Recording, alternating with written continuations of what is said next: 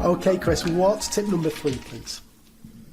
So it's my last tip on reading, and it is, when it comes to reading, assess, don't assume.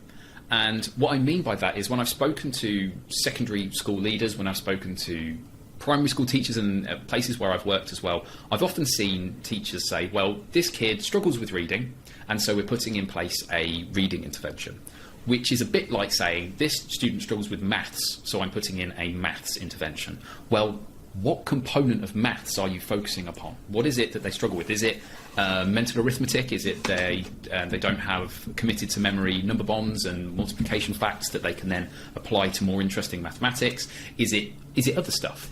And the same is true with reading. So thinking about things that I've described in other tips, when we're looking at someone who's struggling with reading, is it the case that they simply completely lack the code knowledge? So they come across a word like split, and they can't say, well, this could be all it, and they can't do that.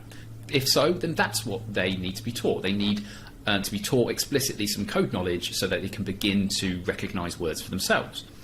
But perhaps a kid is fine with that. Maybe they've got a perfectly decent bank of code knowledge, enough to get started adequately reading and being successful reading words, but maybe they can't blend words, so they could recognise all it, but when they try to blend it together, they say sit or spit. That's a really common issue that children come across. And if that's the issue, target that, support that, intervene with this particular thing. But even then, maybe a particular student is struggling with reading and they're fine with those two things. It's just that when they come across words with multiple syllables, polysyllabic words, they start to struggle. So maybe they need support breaking the words down into syllables and then decoding each of those and putting it back together. And again, maybe the student is fine with that. When you hear them read, what you notice is that they're decoding words fairly well, but it's very stop-start. There's no fluency, there's no flow whatsoever. And in this case, what they probably need is lots of practice. They don't need an intervention necessarily that relates to teaching the code or how to use it. They need lots of guided practice with someone. They need to be heard, read. But again, maybe a student's fine with all of that. You hear them read, it sounds pretty fluent, but they just don't seem to be understanding anything that's in the text. And maybe that student needs a brief intervention to awaken them to the idea that it's their responsibility to be actively comprehending rather than just letting the words flow by. Or maybe they have issues relating to, maybe they don't recognise the words that are in the text. Maybe they don't understand the concepts that are being described by the text. And maybe that means that when it comes to their knowledge of the world and their vocabulary, they don't have that to the extent that it helped in relation to the sort of things they're going to learn at school. They might have a really broad and deep vocabulary in other things, but in the kind of things we want them to learn at school, it's not there, and so maybe we support with that. In short, just saying, this kid's got reading difficulties, here's a reading thing that we do, is nowhere near good enough, and it isn't going to support children. You can spend lots of time, you have lots of wasted time in trying to help them.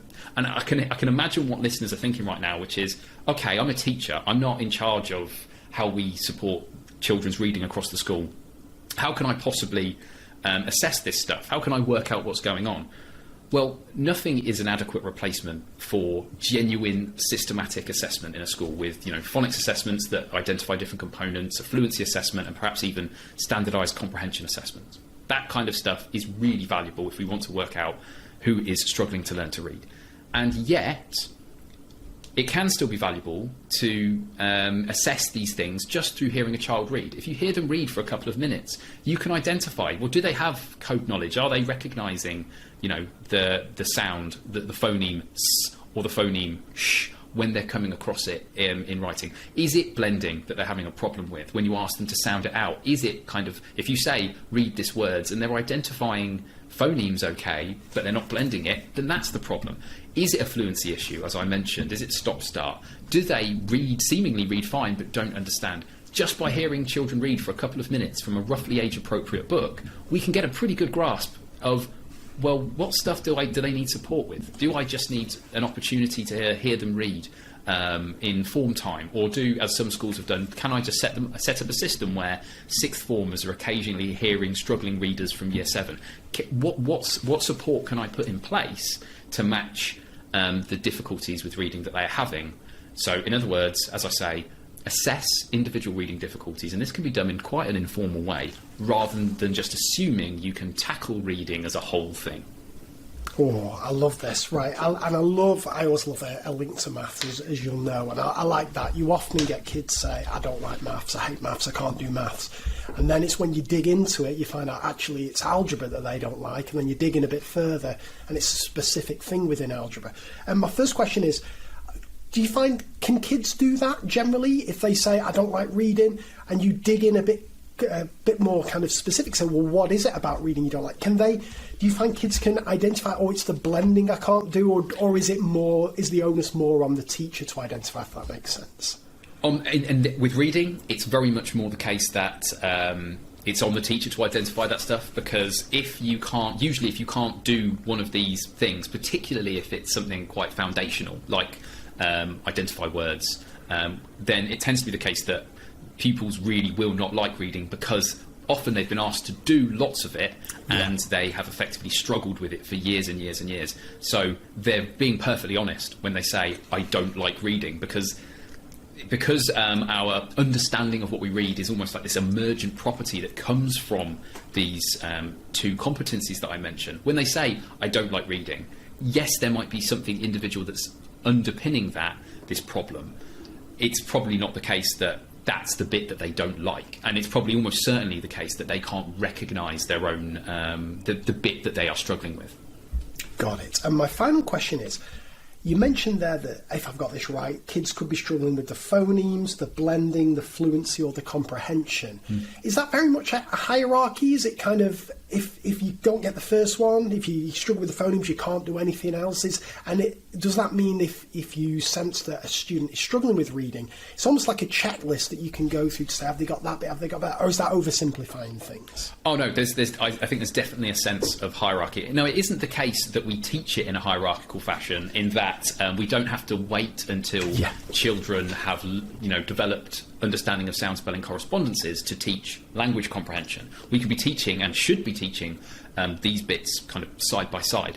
But in terms of word recognition, it is definitely the case that if a child can't recognise words, then for me to say, oh, well, they can't comprehend, well, it might be the case that there's vocabulary problems there as well, or when it comes to academic stuff.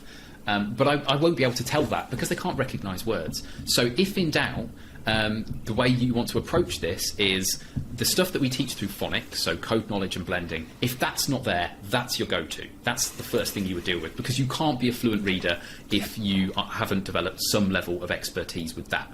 If that's in place, then your next port of call is fluency. If the reading is disfluent, then even if they have a brilliant understanding of the world and of the vocabulary we're going to use in schools, they're probably still not going to be able to grasp what they read, because the words will simply be not flowing fast enough and automatically enough for them to be able to devote the cognitive resources to comprehension. So if phonics seems to be okay, the stuff you teach in phonics seems to be okay, the next port of call is fluency. If that's okay as well, then I would start looking at comprehension stuff, because you can't actually work out whether comprehension is the issue in and of itself if the other bits and pieces aren't sorted. So there is this hierarchical nature in terms of, well, what am I looking for? So yeah, I would say that that's definitely the case, and I dare say I kind of spell that out in one of the chapters of my book. Amazing, amazing. Now, I'm aware we're going to move away from reading, so I've got to ask you a bonus question here, Chris. And this is, I've been looking for someone to ask who knows stuff for ages on this, so you're my man here. So here we go. So when I started my kind of mid-career crisis, when I started reading all about cognitive load theory and all this kind of stuff, one of the things that really struck me was this redundancy effect, how it's a really bad idea to hit kids with loads of redundant information. And one kind of practical application from this seemed to be that if you give kids like a word problem, and I'm talking maths here, so if you've got some problem where they've got to read 3 or 4 sentences, somebody's buying an ice cream, it's all kicking off, blah, blah, blah. What I've done in the past is I've kind of banged that up on the board. then all of a sudden, first I start talking about it, and that's really problematic because the kids haven't had a chance to read it, and they're trying to read it and they're trying to listen to me at the same time, and that's a disaster. But the thing I've really struggled with is when a word problem appears on the board, is it a good idea for me to start kind of tracking along and reading it with the kids, or should I just shut up and let them read it first and then we read it together? Is the good practice for this? Because I get the sense that this this is applicable to all teachers of all subjects. Yeah. So when it comes to the redundancy effect, there's with reading, people will say, well, it's clearly the case that if I am reading the text or talking over the text, or even just, like I say, just reading it aloud for children, then probably they're trying to read it at the same time as they're trying to listen to it, and that's going to be problematic. Now, this doesn't mean that it's never a good idea to read text that's shown with children. If you're doing that and you're, say, reading text and pointing to words, you might be developing their ability to recognise the patterns within written English. If that's what you're aiming for, that might be a useful thing to do. But in this case, that's almost certainly not what your main focus is. You want them to understand this question. I would probably advise that either you cover it and read it aloud to them first and then show it to them, or the reverse. You show them it, they have the chance to read it, and then you say, okay, eyes on me, maybe even hide it, and then you say, now I'm going to read it aloud. I'm going to say the question aloud to you as well. So they're not doing both at the same time. In short, when it comes to reading something that aloud that's on that's also shown to the pupils in a class, it really depends on what your goals are. If you're maybe trying to support the development of word recognition and understanding the patterns of our spelling system, might be a good thing.